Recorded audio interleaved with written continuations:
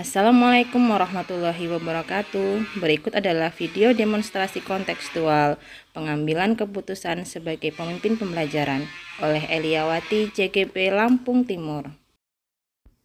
Bagaimana Anda nanti akan mentransfer dan menerapkan pengetahuan yang Anda dapatkan di program guru penggerak ini di sekolah atau lingkungan asal Anda? Pertama, untuk mentransfer materi ataupun pengetahuan dalam pelatihan guru penggerak, saya sering share tugas-tugas ataupun materi-materi yang saya peroleh itu di medsos yang saya miliki. Saya unggah di YouTube, kemudian saya share di komunitas praktisi yang ada di sekolah kami, yaitu WA Group, di mana di situ semua guru bisa melihat. WA grupnya itu beranggotakan semua guru SMA Negeri 1 Labuhan Ratu. Atau ketika ngobrol-ngobrol dengan teman, ketika piket, mereka sedang berkeluh kesah tentang pembelajaran yang mereka hadapi di masa daring yang sangat susah ini, ya saya selalu selipkan. Kalau di pelatihan guru penggerak ada materi tentang pembelajaran berdiferensiasi, kita diarahkan untuk mengajar sesuai dengan kebutuhan anak, atau mengajar dengan yang membuat anak itu tumbuh sesuai kodratnya, seperti itu.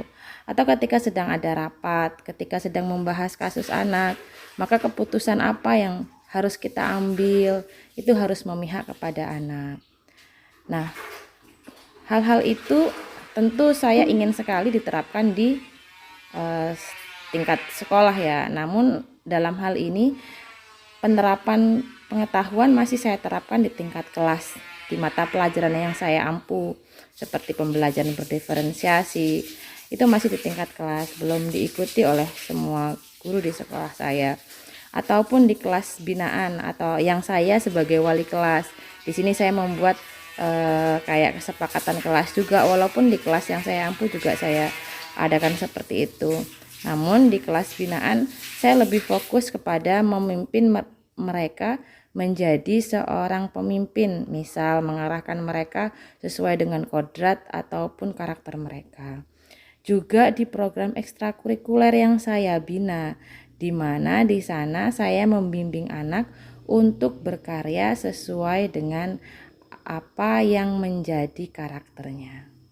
Sebenarnya ingin sekali menerapkannya di tingkat sekolah, namun karena saya belum memiliki kebijakan tersebut, maka saya akan masih tunda dulu.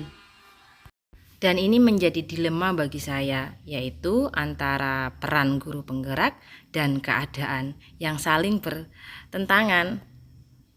Adalah benar saya melakukan peran saya, namun adalah benar juga karena saya tidak memiliki pemangku kebijakan di situ. Jadi saya diam aja juga benar. Apa langkah-langkah awal yang akan Anda lakukan untuk memulai mengambil keputusan berdasarkan pemimpin pembelajaran? Ada 9 langkah. Yang pertama, saya mengenali dulu, ini dilema etika atau bujukan moral. Kemudian mengenali bahwa ada nilai-nilai yang bertentangan dalam kasus ini. Setelah itu menentukan siapa yang terlibat dan mengumpulkan fakta-fakta yang relevan. Kemudian dari hal tersebut saya akan melakukan pengujian benar salah, meliputi uji legal, uji regulasi, intuisi, uji halaman depan koran, dan uji panutan.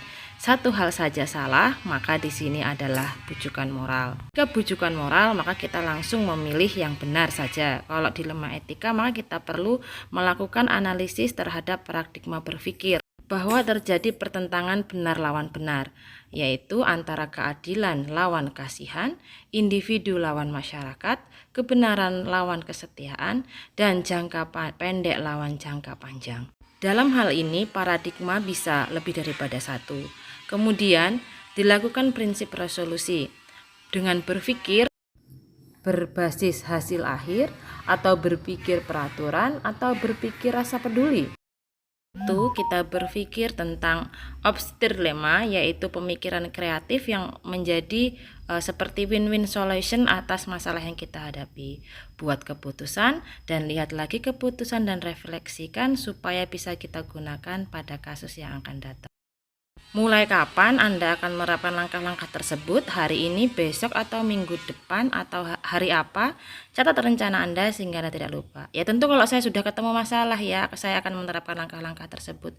Bisa besok, bisa hari ini, bisa juga sebulan yang akan datang. Apa yang akan menjadi pendamping Anda dalam menjalankan pengambilan keputusan sebagai pemimpin pembelajaran? Seseorang yang akan menjadi teman diskusi Anda untuk menentukan apakah langkah-langkah yang Anda ambil sudah tepat atau belum. Pertama, orang tersebut tentu adalah pasangan hidup saya atau suami saya, karena dalam menentukan sebuah keputusan yang utama adalah yaitu apalagi dalam proses pembelajaran. Beliau juga seorang guru dan tentu saja atasan yang saya punya seperti kepala sekolah dan wakakurikulum, juga teman-teman sejawat. Dan jika perlu saya juga akan meminta kepada siswa, karena walau bagaimanapun siswa adalah murid adalah sesuatu yang harus diperpihakkan.